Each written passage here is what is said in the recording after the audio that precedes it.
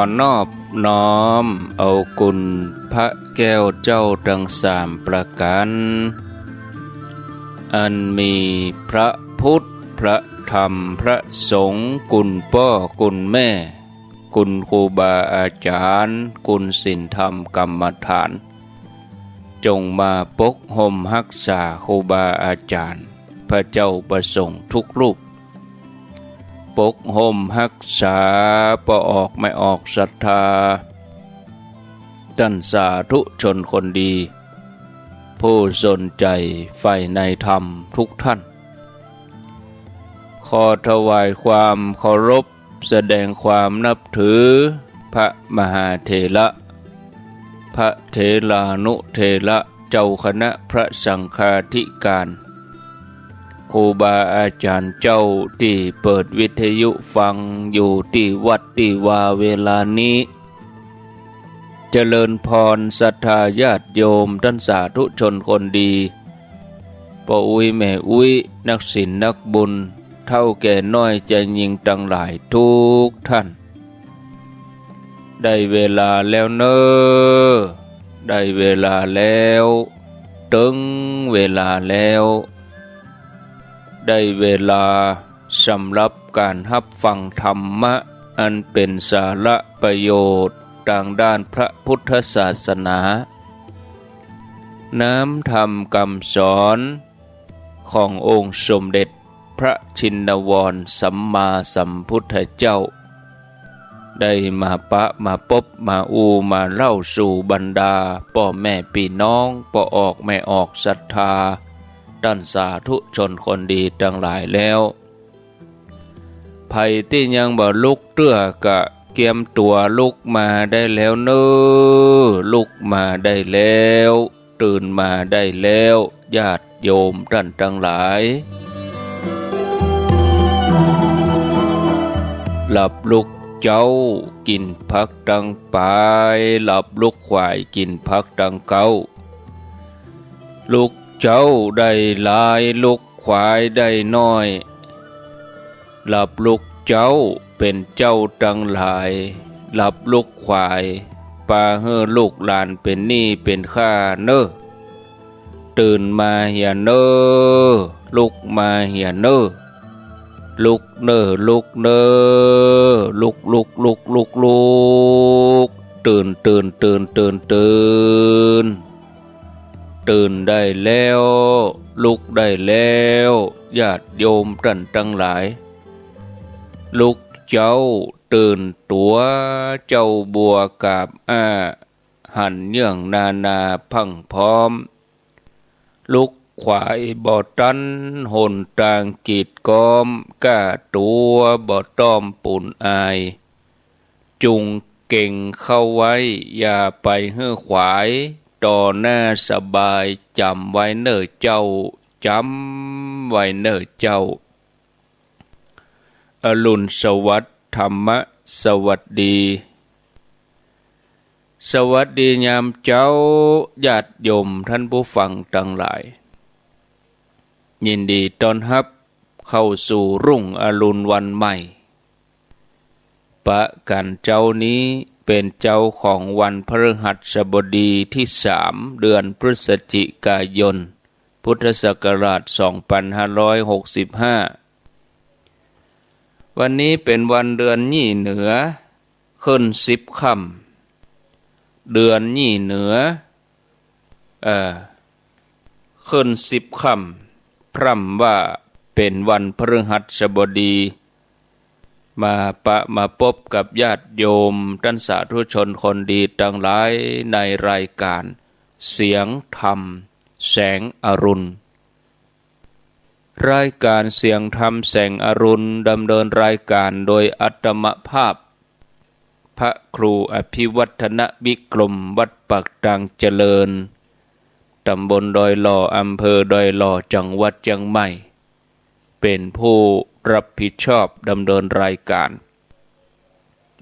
มาพบกับญาติโยมท่านสาธุชนท่านทั้งหลายเป็นประจำตั้งแต่เวลา5:00จนถึง6:00มาปะญาติโยมในวันจันทร์ วันพุธแล้วก็วันพฤหัสบดีส่วนวันศุกร์นั้นเป็นท่านพระครูชลทานพิทักษ์วัดแม่ห้องไคร้แล้วก็ท่านพระอาจารย์ไมตรีขเวสโกวัดพระพุทธบาทตากผ้าในสัปดาห์ที่แล้ววันศุกร์ที่แล้วทั้งสองท่านบ่ได้เข้ารายการเนื่องจากว่าอาตมาภาพนี่ติดภาระธุระเดินทางไปต่างจังหวัดก็บ่สามารถที่จะเชื่อมสัญญาณได้บ่สะดวกก็ยกยอดเวลาให้ท่านสมชาติชาตปัญโยคือเปิ่นดำเนินรายการประคับประคองแทนเวลาไปเจ้านี้จะนำเสนอธรรมะเรื่องอานิสงส์การถวายร่มถวายจ้องแล้วก็เรื่องจุดบอดของชีวิตทั้งสองเรื่องนี้จะนำเสนอให้ญาติโยมได้รับฟังในเวลาที่มีอยู่ญาติโยมไผ่ที่เคยทานเคยถวายโดยเฉพาะช่วงหน้าฝนก็ดีหน้าร้อนก็ดีบางท่านก็นำร่มนำจ้องเป็นหนึ่งในบริวารกฐินซื้อไปเอาไปทานบอกว่าจะเป็นจ้องยาวจ้องสั้นหรือว่าสัปปโทนก็หมายถึงร่มหมายถึงจ้องเหมือนกันเวลาเปิ้นสร้างแปลงพระพุทธรูปก็ดีเปิ้นจะมีสัปปโทนมีร่มมีจ้องหรือสัปปโทนที่เปิ้นเอากลางเวลาทอดกฐินเวลามีงานบวชแห่กฐินเปิ้นก็เอาสัปปโทนนั้นกลางญาติโยมทั้งหลายได้อานิสงส์จะใดการถวายทานร่มถวายทานจ้องก็ลองฟังกันเนาะญาติโยมท่านทั้งหลายอานิสงส์แห่งการบูชาพระรัตนตรัยมีอานิสงส์บ่มีประมาณผู้มีศรัทธาอย่างเต็มเปี่ยมได้จิตใจที่ได้ประกอบอันเป็นกุศลก็นับว่าเป็นผู้ที่โชคดีในการที่ได้เกิดมาเป็นมนุษย์ญาติโยมเมื่อครั้งที่พระเถระเปิ้นกำลังสร้างบารมีตอนนั้นเปิ้นก็เป็นผู้ที่มีสัมมาทิฏฐิเชื่อในเรื่องของกรรมเชื่อในเรื่องผลของกรรมแล้วก็ได้สร้างบุญในพระพุทธเจ้าองค์เก่าก่อนตามวาระโอกาสในภพชาตินั้นๆแต่ท่านก็ยังบ่มีโอกาสที่จะสร้างบุญพิเศษอย่างได้เต็มเม็ดเต็มหน่วยเมื่อสั่งสมบุญแล้วก็ตั้งจิตอธิษฐานมุ่งตรงต่อพระนิพพานบ่ได้ทำตัวให้เปล่าประโยชน์อย่างโมฆะบุรุษจนมาถึงสมัยพระพุทธเจ้าชื่อว่าปทุมุตระในภพชาตินี้ผลบุญเก่าที่สั่งสมมาส่งผลให้เกิดมาในบ้านที่มีชื่อเสียงมีฐานะดีในยุคนั้นจะอู้ได้ว่าท่านเกิดมาอย่างผู้มีบุญท่ามกลางความสมบูรณ์บ่ว่าจะเป็นรูปสมบัติทรัพย์สมบัติคุณสมบัติเกิดมาแล้วก็อยู่ในตระกูลที่มีความศรัทธาเลื่อมใสในพระพุทธเจ้าเมื่อบรรลุนิติภาวะพ่อแม่ญาติพี่น้องก็จัดการจัดงานคือได้แต่งงานมีเย้ามีเรือนตามประเพณีของเจ้าโลกทั้งหลายแม้จะอยู่ครองเรือนมีหน้าที่การงานที่จะต้องรับผิดชอบแต่ก็บ่เคยว่างเว้นจากการสร้างบุญ ความเลื่อมใสในพระรัตนตรัยบ่เคยลดน้อยถอยลงไปแม้แต่น้อย แต่ก็ยังบ่ได้มีโอกาสได้สร้างบุญอันใดที่เป็นพิเศษจนกระทั่งพระพุทธเจ้าพระองค์ประกาศพระศาสนาไปทั่วชมพูทวีปยังสัตว์โลกทั้งหลายเพื่อเข้าถึงพระสัทธรรมมาถึงยุคปลายแห่งพระชนขององค์พระสัมมาสัมพุทธเจ้าพระองค์จะเสด็จดับขันธ์ปรินิพพานในวันสุดท้ายก่อนที่พระองค์จะเสด็จดับขันธ์ปรินิพพานไปนั้นก็ได้มีสาวกถึงที่เป็นคฤหัสถ์ถึงที่เป็นบรรพชิตต่างก็มาประชุมกันจำนวนนักกุลบุตรผู้นี้ก็พอหันพระพุทธเจ้าทรงบรรทมบนแท่นที่เป็นที่ปรินิพพานแล้วหันเทวดาหมื่นจักรวาลมาประชุมกันกุลบุตรคนนี้ก็เกิดความอัศจรรย์ใจในพุทธานุภาพก็เลยเข้าไปใกล้ได้น้อมปูจาองค์พระสัมมาสัมพุทธเจ้าโดยดอกไม้ที่มีกลิ่นหอมนี่ศรัทธาญาติโยมท่านสาธุชนท่านผู้ฟังได้ถวายได้ปูจาเนี่ยองค์พระสัมมาสัมพุทธเจ้าโดยความเลื่อมใสโดยจิตใจอันดีเนี่ยเกิดปีติในใจว่าโอ้นับเป็นบุญอย่างที่บ่มีอันใดมาเทียบได้พระสัมมาสัมพุทธเจ้าพระองค์ทรงทราบความคิดของกุลบุตรผู้นั้นขณะที่บรรทมอยู่พระองค์ทรงปรารถนาที่จะให้กุลบุตรคนนั้นเกิดมหาปีติขึ้นไปพระองค์ก็ตรัสชื่นชมอนุโมทนาแล้วก็พยากรณ์ว่าดูก่อนพุทธบริษัททั้งหลายผู้ใดเอาร่มมาบังมากั้งให้เฮาในการที่สุดเฮาจักพยากรณ์ผู้นั้นท่านทั้งหลายจงฟังเฮากล่าวบุคคลผู้นี้ได้สร้างบุญใหญ่อย่างบ่มีประมาณเคลื่อนจากโลกนี้ไปแล้วจักไปสู่หมู่เทวดาชั้นดุสิตเขาจักได้เสวยมหาสมบัติอันเป็นทิพย์อยู่ในสวรรค์ชั้นดุสิตตลอดระยะเวลาที่ยาวนานเมื่อหมดอายุไขของเจ้าสวรรค์ชั้นดุสิตแล้วก็จะมาสู่ชั้นสวรรค์วิมานนิมานนรดีเขาได้ถวายดอกมะลิซ้อนอันประเสริฐที่สุดจะได้หันมหาสมบัติอันเป็นทิพย์ก็บังเกิดปีติพอหันความดีของตัวเองที่ได้กระทำในการก่อนเสวยทิพยสมบัติอยู่อย่างนั้นแล้วจักเคลื่อนจากจันทร์สวรรค์ชั้นดุสิตนิมานนรดีก็มาสู่ความเป็นมนุษย์ในสมัยของสมณโคดมผู้มีจักษุ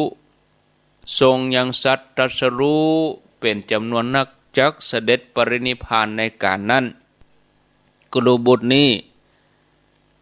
อันกุศลที่ตนได้ทำจะเตือนจิตเตือนใจความดีเตือนจิตเตือนใจเนี่ย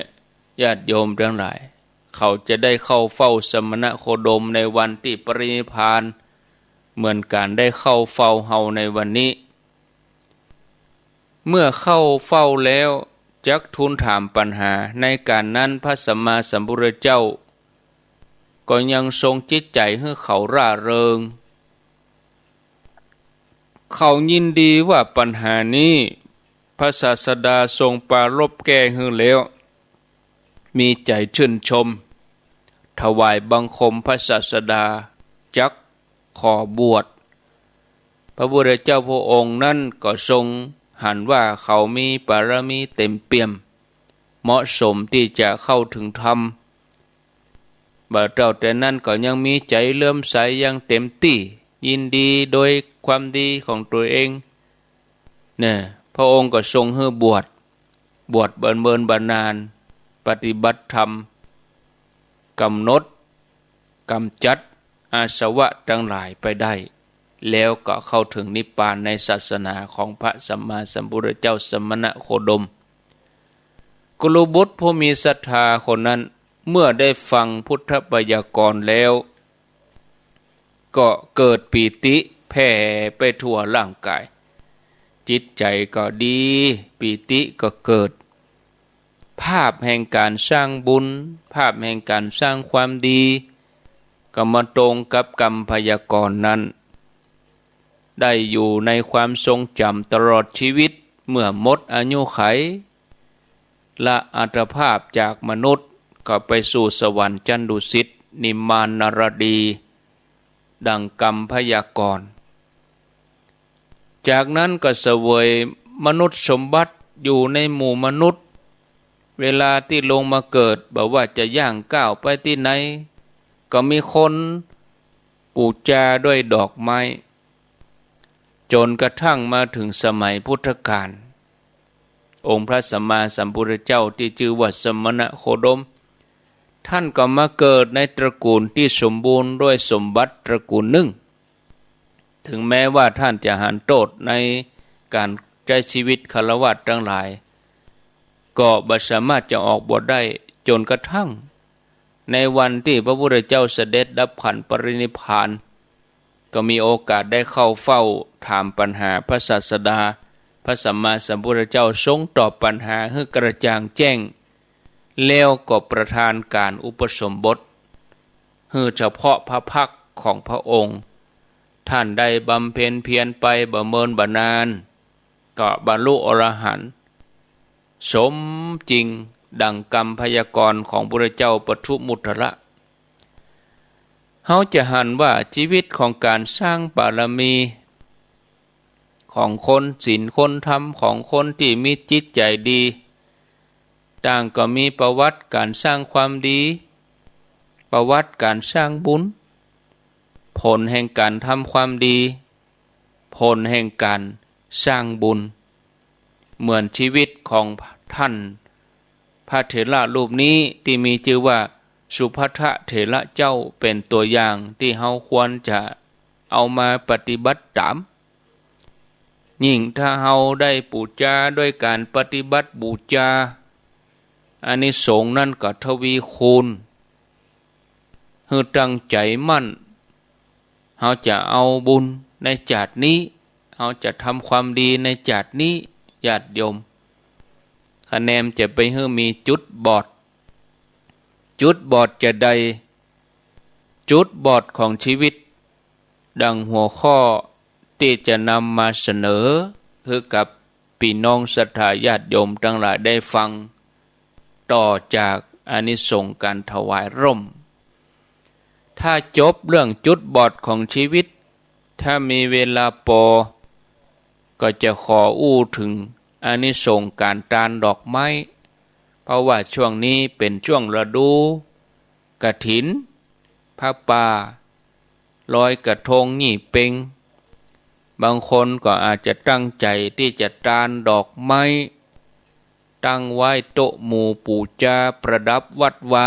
บอกว่าจะดอกไม้ประดับหรือว่าดอกไม้ที่ปลูกต้นไม้ดอกไม้จะได้อานิสงส์จะใดก็เดียวก็ก้อยฟังกันไปก่อนที่จะมาฟังเรื่องของการตานดอกไม้มาอู้ถึงเรื่องจุดบอดของชีวิตก่อนท่านผู้ฟังญาติโยมท่านสาธุชนทั้งหลายบางครั้งเราอาจจะเกิดความสงสัยว่าเขาคนนี้เขาคนนั้นเป็นคนดีทุกอย่างความรู้ความสามารถก็ดีความประพฤติทั้งหลายก็ดีหน้าที่การงานก็สูงมันขยันเอาการเอางานอัธยาศัยไมตรีก็ดีเป็นที่ฮักเป็นที่นับถือของคนทั่วไปแต่เป็นจะใดเขาถึงบัเจริญก้าวหน้าเป็นจะใดมีกระเรื่องกะลาวบึดเรื่องหนึ่งเข้ามา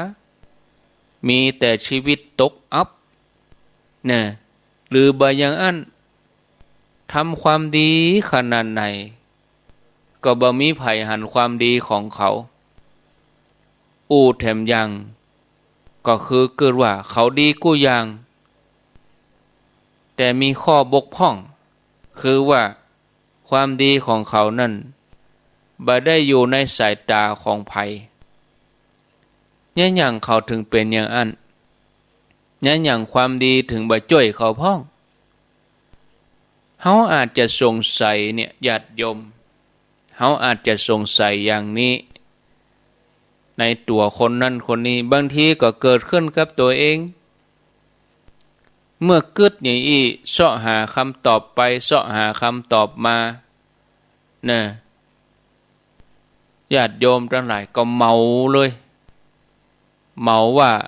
ทำดีบ่ได้ดีเนี่ยเมาไปอย่างนี้ท่านผู้ฟังญาติโยมความจริงคนเฮาทั่วไปต่างก็มีความดีกันมีดีกันทุกคนอะ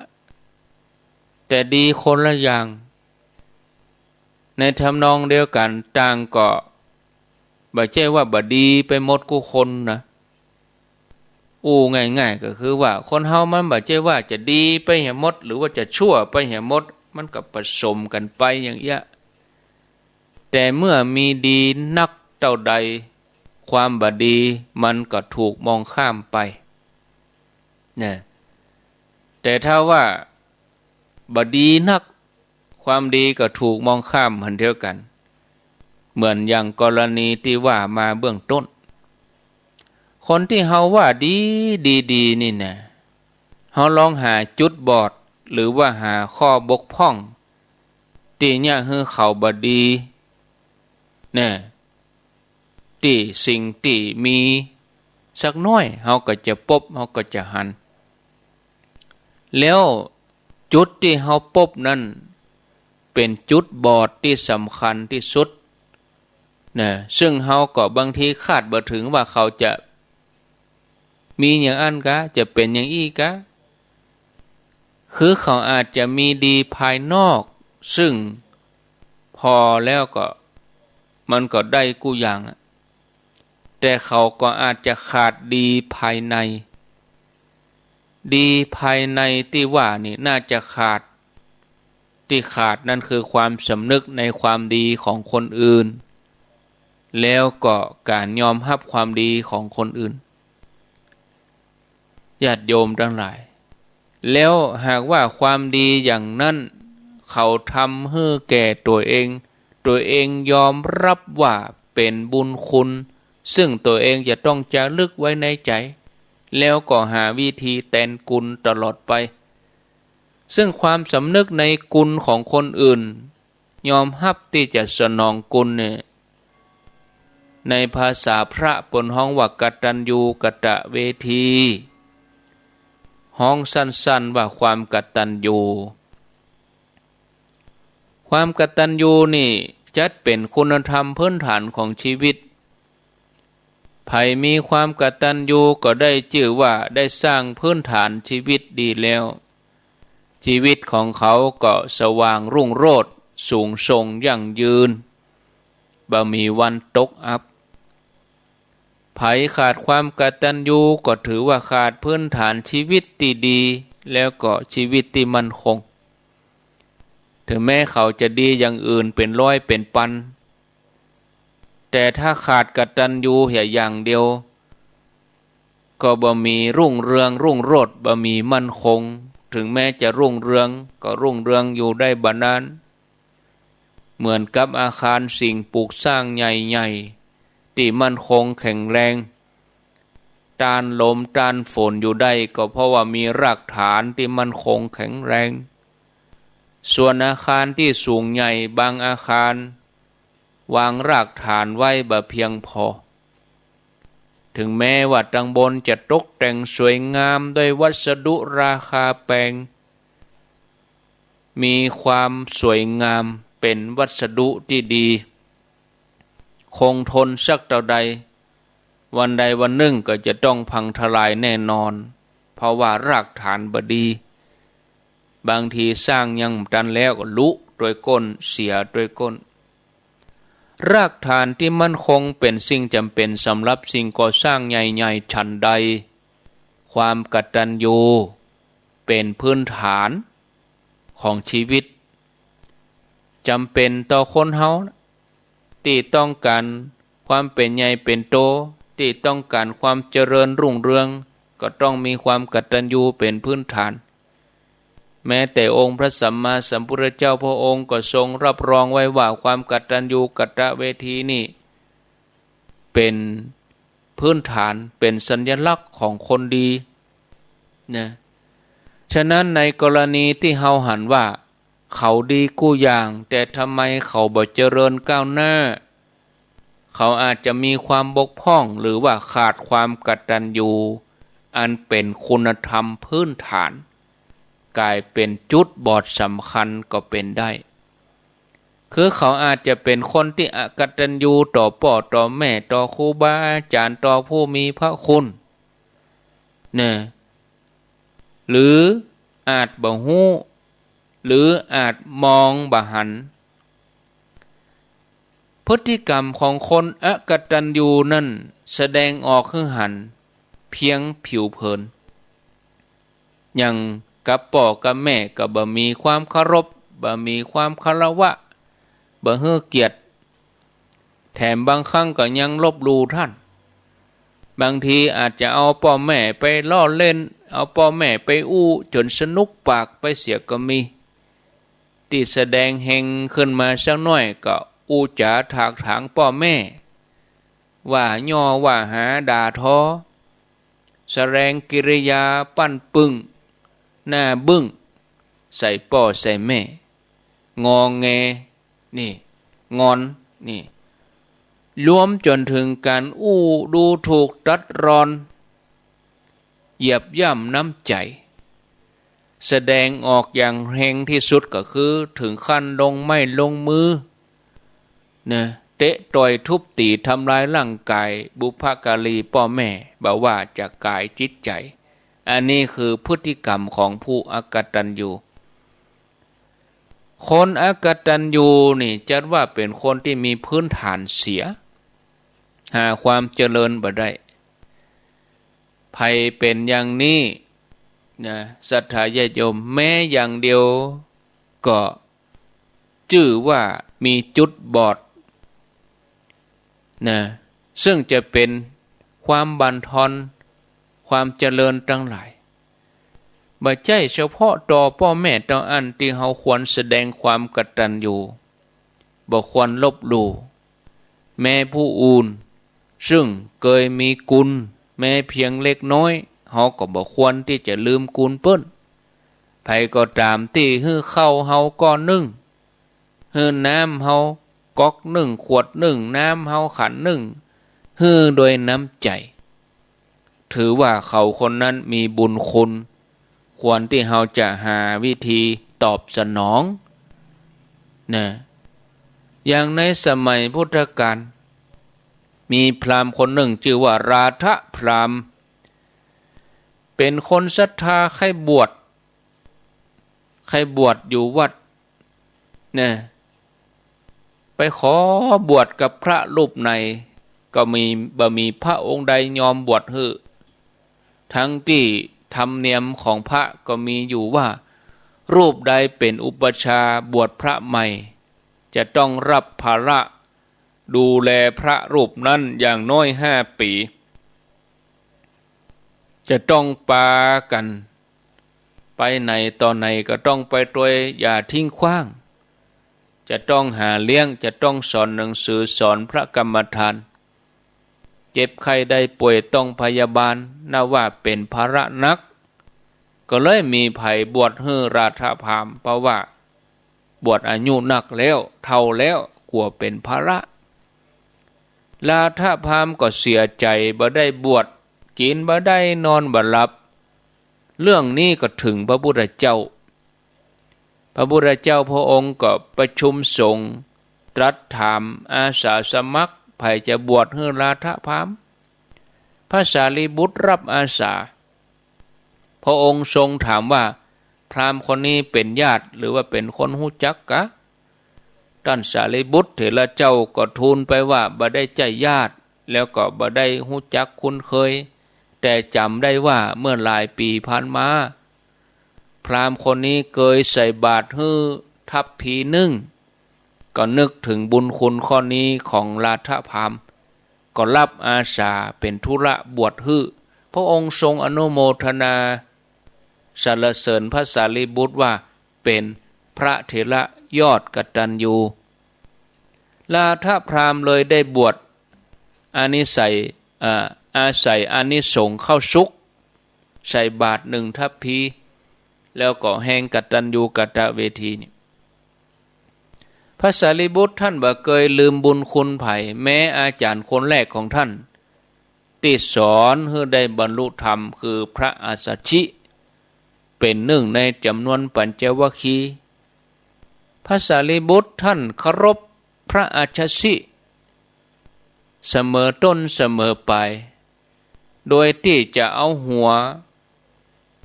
หูว่าพระอัสสชิเปิ้นไปอยู่ทิศใดก็เอาหัวบินหัวนอนไปทิศนั้นบ่ได้เอาเท้าไปทางทิศนั้นนะบ่ยอมเอาเท้าไปทางที่อาจารย์อยู่อันนี้คือปฏิปทาของสารีบุตรเถระเจ้านะถึงได้เจริญสูงสุดในพระพุทธศาสนาด้านปัญญาด้านเทศนาฉะนั้นญาติโยมถ้าเฮาสงสัยว่าทำดีบ่ได้ดีก็ลองมาสำรวจตรวจตัวเองอาจจะขาดคุณสมบัติพื้นฐานนั่นคือกตัญญูเป็นจุดบอดของชีวิตข้อนี้ก่อเนี่ยเฮาอาจจะหมดข้อสงสัยว่าอ๋ออันเนี้ยลูกเพราะเฮาขาดความกตัญญูนี่ลูกทำให้ชีวิตเฮาดับทำให้ชีวิตเฮาบอดนี่ญาติโยมต่อไปมีเวลาอยู่จะอานิสงส์การทานดอกไม้หน้านี้เป็นหน้าบุญหน้ากุศลหน้ากฐินผ้าป่างานวัดงานวาลอยกระทงกาญาติโยมเขาจังแปลงกระทงน้อยกระทงใหญ่แล้วเอาไปบูชาเอาไปทานก็อยู่ในกลุ่มเดียวกันของการถวายทานดอกไม้ประดับโต๊ะหมู่บูชาก็ดีจัดแต่งต่างๆงานต่างๆที่ญาติโยมเขาจังหันทานกันทำกันญาติโยมก็ลองมาฟังพอการบูชาคนที่ควรบูชาบอกว่าจะบูชาด้วยอมิตรบูชาด้วยการปฏิบัติจะได้ก็ตามแม้สิ่งที่บูชานั้นเล็กน้อยในสายตาของคนทั้งหลายนะที่จริงมันยิ่งใหญ่นะญาติโยมถ้าบ่มีดอกไม้ประดับประดาก็ทำให้งานนั้นกร่อยบ่มีชีวิตชีวาระหว่างดอกไม้สดกับดอกไม้เทียมนี่มันให้ชีวิตชีวาต่างกันให้ความสดชื่นต่างกันหันได้ชัดนะเหมือนดัง ขออภัยเหมือนดังพระสาวกรูปหนึ่งในสมัยพุทธกาลเปิ้นมีชีวิตที่น่าทึ่งเป็นน้องของพระสารีบุตรพระสาวกรูปนี้มีชื่อว่าพระจุนทะอรหันตเถระเป็นน้องเบาของพระสารีบุตรซึ่งเป็นอัครสาวกเบื้องขวาแล้วก็ได้เป็นอรหันต์ตั้งแต่เป็นเนนน้อยนะย้อนไปถึงอดีตพระเถระนี่เปิ้นได้ทำบุญอะไรอย่างไว้เนี่ยญาติโยมทั้งหลายนับว่าเป็นความโชคดีในช่วงเวลานั้นขณะที่พระพุทธเจ้าเปิ้นกำลังประกาศพระสัทธรรมพุทธศาสนาได้ประดิษฐานเป็นที่เปิ่งของสรรพสัตว์ทั้งหลายเป็นปึกแผ่นพระเถระนี้เปิ้นก็ไปเกิดในตระกูลที่พร้อมด้วยสมบัติท่ามกลางความมั่งคั่งของพ่อแม่หมู่ญาติเมื่อบรรลุนิติภาวะแล้วก็มีโอกาสได้ฟังธรรมจากพระพุทธเจ้าพระธรรมเทศนานั้นไพเราะเบื้องต้นท่ามกลางสุดท้ายปลายสุด ก็เกิดความเลื่อมใสอยากจะเอาบุญกึดในใจตลอดเวลาว่าเฮาจะบูชาพระพุทธเจ้าอย่างใดดีถึงจะสมควรแก่พระองค์แม้ตัวของเฮาเองก็ยังมีโอกาสได้ทำบุญอันยังเป็นพิเศษในเวลานี้นับว่าเป็นโอกาสดีเฮาจะบ่ควรปล่อยให้มันผ่านไปนะอย่างที่บอกญาติโยมทั้งหลายไว้วันก่อนว่า3อย่างเนี่ยเมื่อมันถึงจุดมาเนี่ยเขาบอกควรจะปล่อยให้มันหายไปโอกาสเวลาสุขภาพโอกาสที่มาถึงเขาบอกควรจะปล่อยโอกาสนี้ไปเวลาที่มันตึงอย่างญาติโยมทั้งหลายมันตึงเวลามันได้เวลาแต่ถ้ามันหมดเวลานั้นไปมันก็จะมานั่งเสียใจเพราะว่างานแต่ละงานมันจบไปเป็นวันนะญาติโยมเหมือนอย่างที่ญาติโยมเขาไปทำบุญกฐิน300 วัดโอกาสเขามีเวลาพอจะมาได้ก็ทำแล้วเดียวเขาไปนั่งขอทำเขาจะทำได้ก็กะไปจาน9 วัดบ่ได้ยังพอค่ำพอมืดบางทีไปบ่ปะสังฆะบ่ปะทุเจ้าแต่เมื่อที่เขาทำไปแล้วเนี่ยมันเป็นความม่วนใจญาติโยมนะโอกาสเวลาสุขภาพเนี่ยให้ดูแลสุขภาพจะไปเอาอย่างบดิบบดียาเสพติดมาบั่นทอนสุขภาพตัวเองแล้วจะอยู่บ่เมินนะจะอยู่หันโลกบ่เมินนะจะบ่ได้กินตานกันไปนะเนี่ยสำคัญนะญาติโยมเหมือนอย่างพระเถระนี้เปิ้นบ่ปล่อยโอกาสในเวลานี้นับว่าเป็นโอกาสดีที่เฮาบ่ควรจะปล่อยให้ผ่านไปตัวเก่าก็ยังมีชีวิตอยู่ยังมีบ่ามีแห้งอยู่ยังมีกำลังวังชาอยู่เมื่อเกิดได้อย่างนี้ก็สร้างวัตถุทานขึ้นมาสมควรแก่สมณะที่จะใช้และพวกก็จัดดอกไม้เป็นเครื่องสักการะบูชาจากนั้นก็ถือดอกไม้อื่นๆเอามาประดับประดาจัดแต่งอย่างสวยงามเหมือนดอกไม้ทิพย์นำบูชาพระเจ้าด้วยความเลื่อมใสใจเขาต้องมุ่งไปที่พระเจ้าปุ่นน่ะเขาจะไปมุ่งที่คนธรรมดาจะให้เขามายกย่องสรรเสริญเขาในบางทีเขาจัดเขาดีเต็มที่คนบ่ชอบเขาก็ว่ามันบ่ดีเนี่ยเขาจะไปเอาใจไปใส่กับเขาหมู่นั้นใจเขามันคุณมัวเขาบ่ต้องไปใส่ใจเขาต้องเกิดว่าเขาทำเพื่อบูชาพระพุทธเจ้าปุ้นเขาจะไปเกิดว่าทำเพื่อคนนั้นทำเพื่อคนนี้หรือแม้กระทั่งทำเพื่อตัวเองก็ย่ำถูกนะถ้าทำเพื่อตัวเองอยากได้คำสรรเสริญอยากได้คำชมเมื่อบ่ได้คำสรรเสริญบ่ได้คำชมก็มาน้อยอกน้อยใจเปิ้นป้อบ่ชมเฮาเปิ้นป้อบ่รักเฮาแล้วมานั่งตุกใจตุกทำไมบ่ทำเพื่อบูชาพระพุทธเจ้าปุ้นเพื่อเอาบุญอยู่กับตัวเก่าเนี่ยญาติโยมอันนี้ก็เหมือนเดียวกันนั่นเนาะเหตุอัศจรรย์ก็บังเกิดขึ้นดอกไม้ที่นำไปถวายนั่นน่ะลอยขึ้นไปในอากาศไปเรียงเป็นเพดานดอกไม้เหมือนเป็นล่มมาบังพระพุทธเจ้าโอ้ศรัทธาญาติโยมเพียงเท่าอี้ปิติก็เกิดขึ้นในใจพระพุทธเจ้าประทับนั่งท่ามกลางหมู่สงฆ์ทรงหันกุลบุตรผู้มีศรัทธานั้นได้มาตานดอกไม้เป็นพุทธบูชาแล้วก็เกิดอัศจรรย์พระองค์ทรงมองหันบุญที่จะเกิดขึ้นกับคนนี้นะแล้วเขาก็จะได้มหาสมบัติในอนาคตบุญนี่เป็นเรื่องแปลกนะญาติโยมทำเมื่อใดใจก็ปองใจก็ชูคือเวลาทำบุญเนี่ยมันรู้สึกว่าเบาเนื้อเบาตัวมันสุกอกสุกใจนะเนี่ย ญาติโยมมันม่วนอกม่วนใจบางทีนี่เพราะว่าอิ่มเนาะอิ่มปีติในบุญทำการทำงานบางทีมันบอกรู้จักเหน็ดเหนื่อยเลยวันเลยคืนแต่บางทีเราต้องพักผ่อนพงนะบุญเกินไปทำให้ตัวเองบ่ได้พักมันก็บ่ถูกพักผ่อนตัวพระองค์ก็มี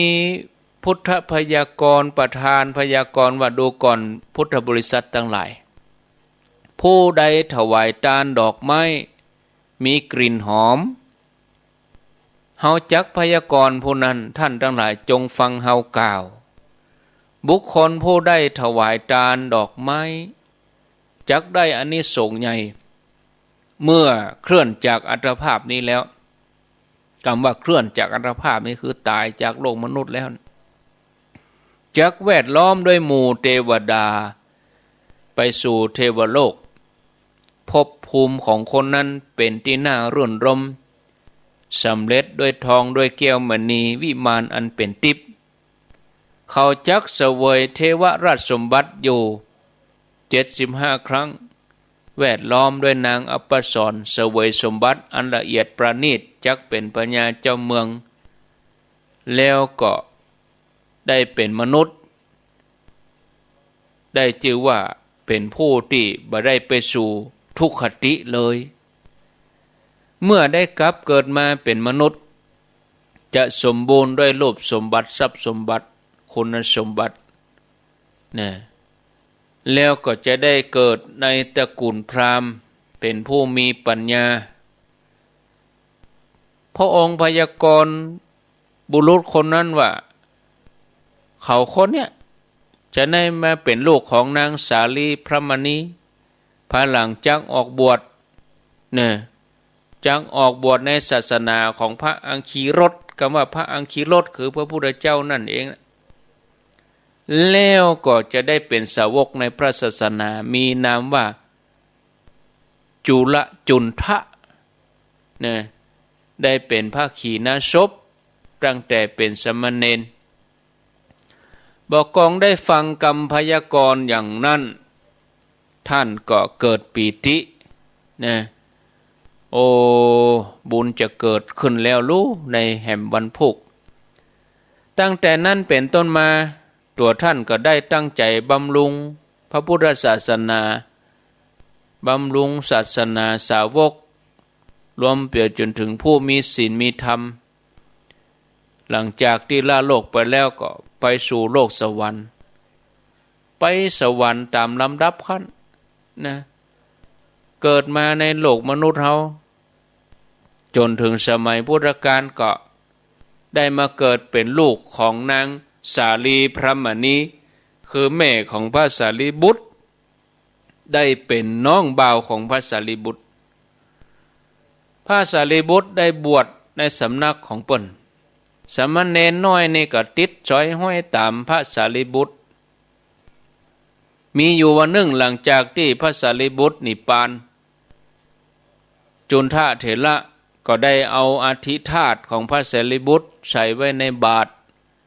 เอาไปถวายพระเจ้าก็รับไว้โดยพระหัตถ์ทั้งสองแล้วพระองค์ก็ทรงประกาศว่าพระสาวกคือจุนทะเถระนี้เป็นผู้มีจิตหลุดพ้นแล้วกำหนดหูอาสวะทั้งปวงบ่มีอาสวะเหลืออยู่สมบูรณ์ด้วยคุณวิเศษปฏิสัมภิทาสีวิโมกข์8อภิญญา6ความปรารถนาของเธอที่เธอตั้งใจไว้ดีแล้วเป็นผลสำเร็จทุกประการญาติโยมทั้งหลายเขาจะหันว่าในชีวิตของการสร้างความดีสร้างบารมีเนี่ยการปูจาที่ทำถูกเพียงแต่ว่ายังเอาดอกไม้ปูจาเนี่ยก็ยังได้อานิสงส์ขนาดนี้เหมือนชีวิตของพระจุนทะเถระชีวิตของท่านได้ดีเพราะสร้างบารมีกับเนื้อนาบุญอันประเสริฐแม้ว่าเฮาบ่มีโอกาสได้พบพระพุทธเจ้าเป็นตนเป็นองค์แต่ว่าผู้ใดเห็นธรรมผู้นั้นเห็นเราตถาคต คือคำสอนของพระองค์ก็ยังคงมีอยู่พระสงฆ์ผู้ปฏิบัติดีปฏิบัติชอบก็ยังมีอยู่เนี่ยเราควรจะหาโอกาสอามิตรปูจาปฏิบัติปูจาในช่วงชีวิตที่เราเกิดมาเนี่ยญาติโยมนะอันนี้ก็ฝากไว้เร็วพอเวลาตี 5 กับ 52วันพวกจะถึงเรื่องอานิสงส์การถวายอัฐบริขารไปมีจะใดวันพวก มีเนาะวันพวกวันศุกร์นี่มีรายการก็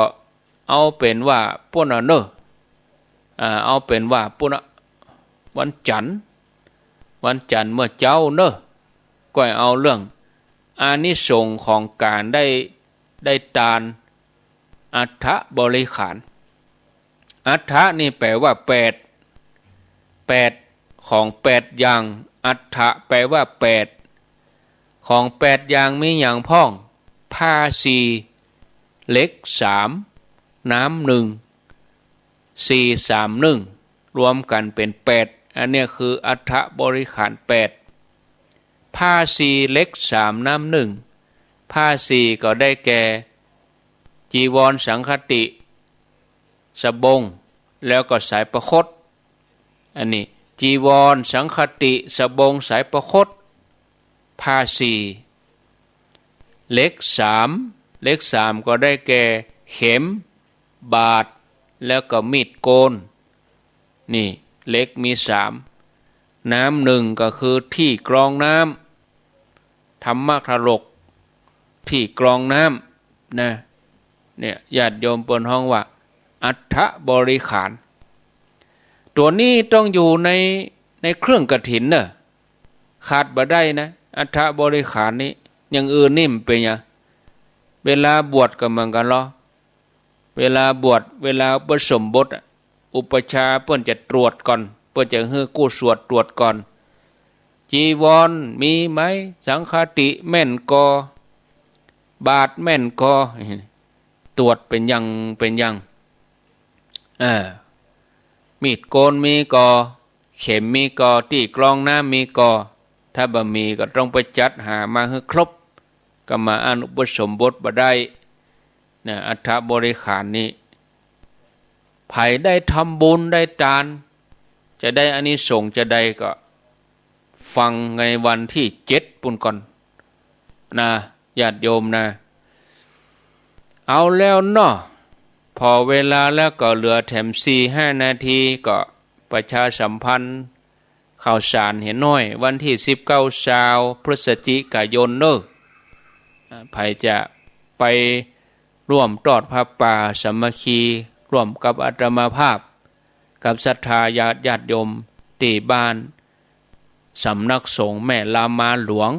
ตำบลศพเมยอำเภอศพเมยจังหวัดแม่ฮ่องสอนก็ไปนอน1 คืนถ้าไปนอนก็ปิกถ้าปิกนี่ก็อิดอ่อนหน่อยบ่ได้เอวไหนนะถ้าว่าจะไปนอนก็ได้ไปเอวอยู่นะคือวันที่19เป็นวันเสาร์ก็ออกเดินทางเวลาตี4แล้วก็ไปกินข้าวงายที่จอมแจ้งกินข้าวงายจอมแจ้งแล้วก็จอมแจ้งไม่เสลียงนะแล้วก็ไปถึงศพเมยก็ก่อนตอนกินข้าวตอนแล้วก็ตานกี่ข้าวตอนแล้วตานแล้วไผจะปิกก็ปิก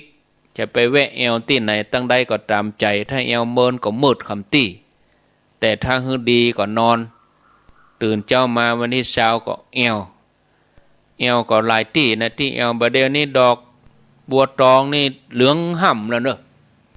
ถ้าว่าเลยเดือนพฤศจิกานี่มีละวายวอดไปเลยช่วงเนี้ยกำลังบานนะช่วงเดือนนี้นะมันกำลังบานงามดีถ้าเดือนธันวามกราไปนี่มีมหันอย่างนะถ้าจะไปก็ไปช่วงเนี้ยนะญาติโยมถ้าว่าไผไปวันที่19ก็หลังจากทำบุญเสร็จแล้วมันก็มาตอนบ่ายโมงเนาะบ่ายโมงปลายนี่เขาก็จะไป ขี่เหือล่องน้ำสารวินเนาะล่องน้ำสารวินจนถึงมันแรงสักบึดกะเข้าที่พักโตกแถมวันที่20มาเจ้ามาแจ้งก็ออกมาก็ไปแว่ทุ่งบ่อตองแล้วก็ปิกเนี่ยอันนี้โปรแกรมจะอีแต่ถ้าเฮาจะไป19เลยปิก19เลยมันจะเคี่ยวรถลำไปเคี่ยวเข็นถึงรถถึงคนขับ มันหูรับตับไหมนะมันจะหูรับตับไหมนะปิกบ้านมากับมืดค่ำบนนั้นเนอะมันอิดมันอ่อนคนขับนะอันนั้นเฮาก็ตามนี้ถ้าใครจะไปก็ขอเจริญปอนนะวันที่19พฤศจิกายนจะได้ก็แจ้งหลังไม้ถ้าบ่ได้ไปก็ถ้าจะห่วมบุญตัวก็ติดตามทาง Facebook อาตมาขออนุญาตบ่ได้บอกรายละเอียดเลขบัญชีในสถานีก็ใครจะทำบุญก็ติดตามทาง Facebook หั่นเนาะถึงเอาฝากไว้หั่นละเพราะว่าออกอากาศไปหลายคลื่นหลายสถานีแต่เอาไปบอกปัญญาอีมันก็เปิ้นจะว่าฮึเนาะวันที่19พฤศจิกายนเนอะที่อำเภอศพเมยจังหวัดแม่ฮ่องสอนพอเวลาแล้วก็พอสมควรแก่เวลาเนาะศรัทธาญาติโยมก็ขอนำรายการนี้จากลาพ่อแม่ศรัทธาญาติโยมไปก่อนเหลือเวลาแถมเดือนปลายก็จะหมดละจะหมดปี2565ขอนำจากลาศรัทธาไปโดยเพลงสวดมนต์ข้ามปีที่ลุงหนานเปิ่นห้องไว้แล้วก็ฟังรายการเราไปนะวันนี้ขออนุญาตบ่รับสายเนอะบ่ต้องโทรมาเนอะบ่รับสายละเนาะอนุโมทนาเจริญพร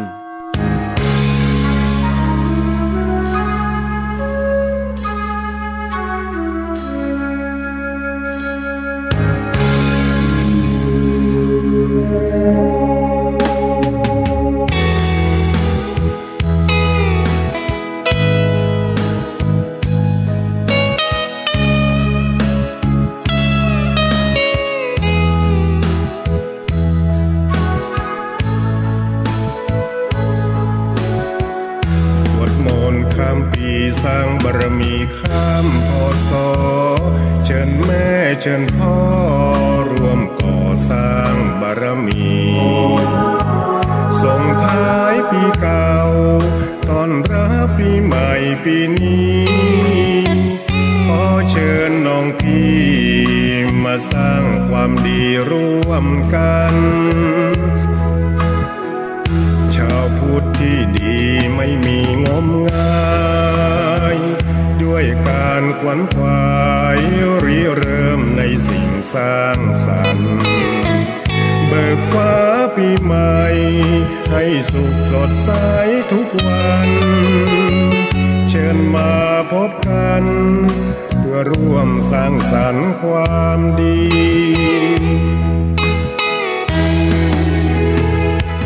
ทุกใดที่มีในใจของเรา